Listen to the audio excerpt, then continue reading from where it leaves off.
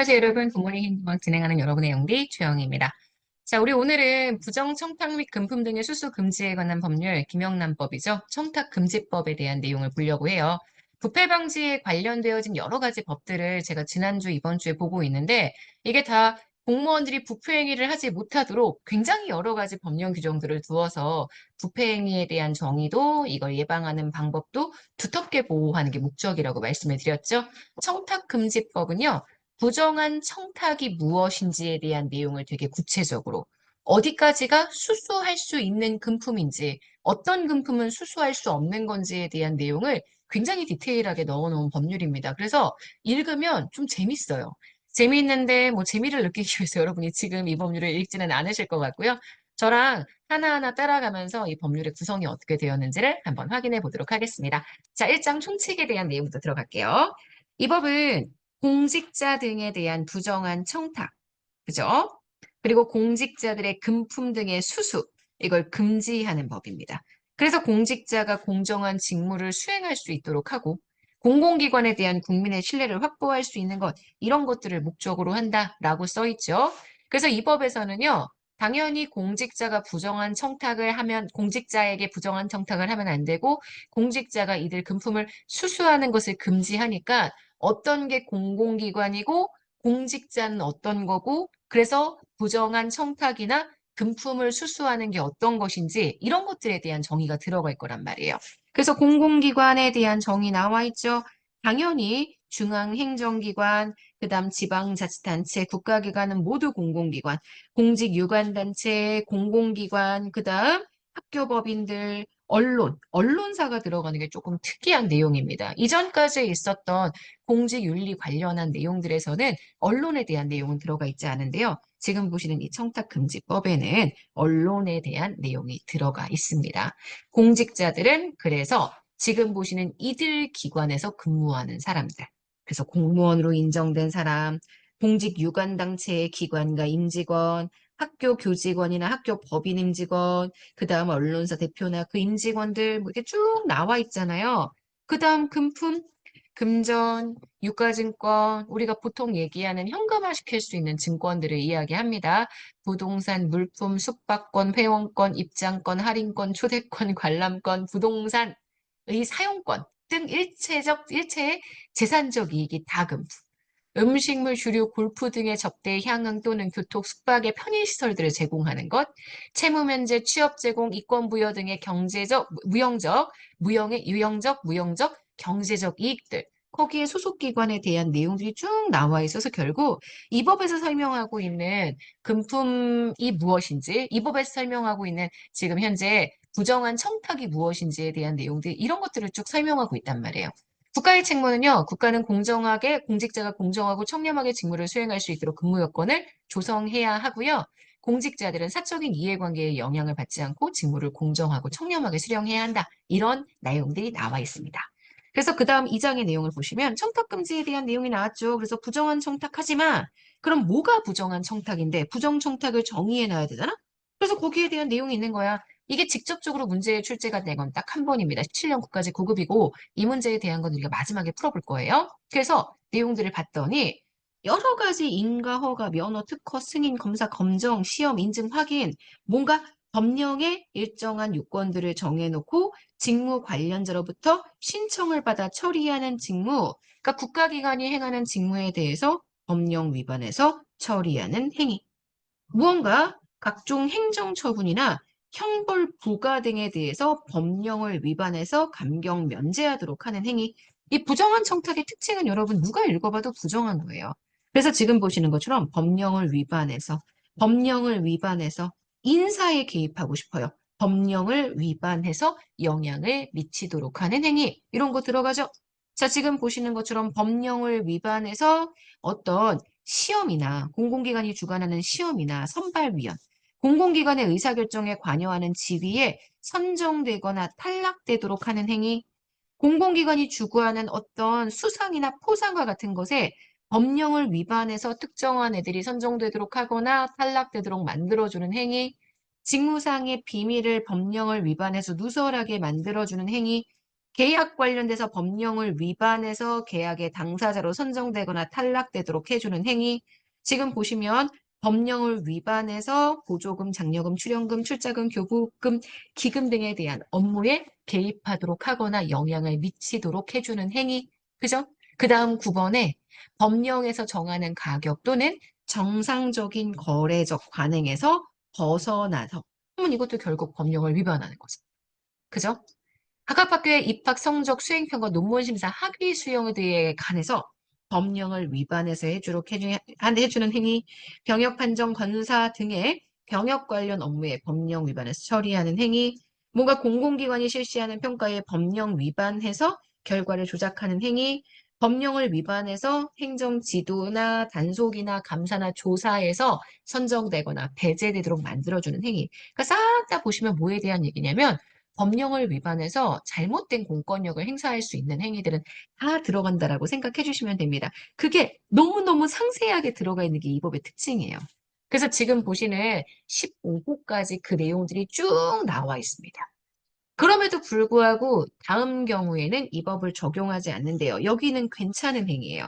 뭐냐면 청원법이나 민원 처리에 관한 사무에 대한 법률, 행정처림법, 국회법, 이들 절차 등에 의해서 내 권리에 침해가 발생했다면 그거를 구제하거나 해결해 달라고 요구하는 행위, 공개적으로 공직자에게 특정한 행위를 요구하거나 공익적인 목적으로 선출직 공직자나 정당이나 시민단체나 제3자에게 고충민원을 전달하는 행위, 공공기관의 직무를 법정기한 안에 처리해 줄 것을 신청하고 요구하는 행위, 정무 또는 법률관계에 의한 확인, 이런 거 신청하고 요구하는 행위, 직무에 관한 법령 저도 절차에 대한 설명이나 해석을 요구하는 행위.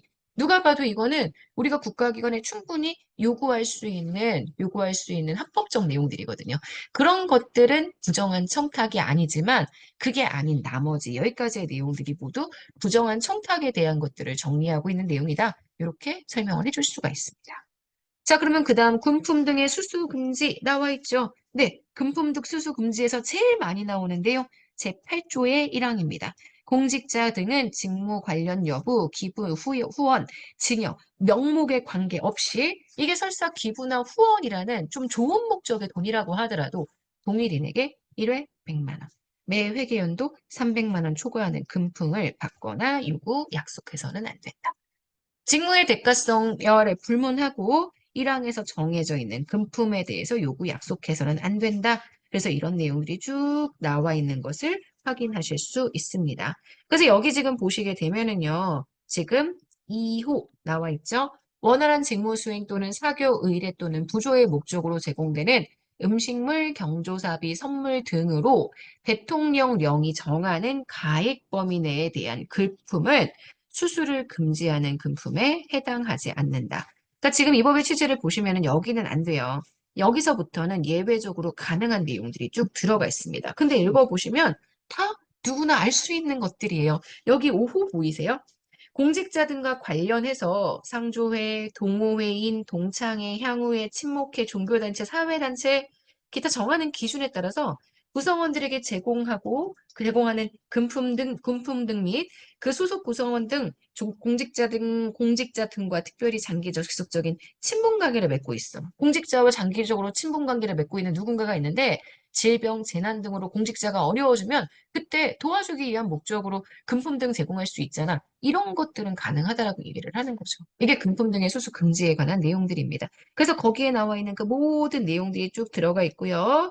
외부 강의하게 되면 공무원이 외부 강의할 수 있죠. 그랬을 때 사례금 받을 수 있는 금액도 제한하고 있고요. 이 전체 공직자의 부정한 청탁 등에 대한 업무를 총괄하는 기관은 국민권익위원회. 요거는 최근에 출제가 되었던 이해충돌 방지법 내용과 굉장히 유사합니다. 이 법의 위반 행위가 발생했거나 발생하고 있다는 사실을 알게 된 경우 신고는 어느 기관이든 다 할 수 있습니다. 법의 위반 행위가 발생한 공공기관이나 감독기관, 감사원이나 수사기관, 국민권익위원회 다 할 수 있지만 업무를 총괄하는 곳은 국민권익위원회.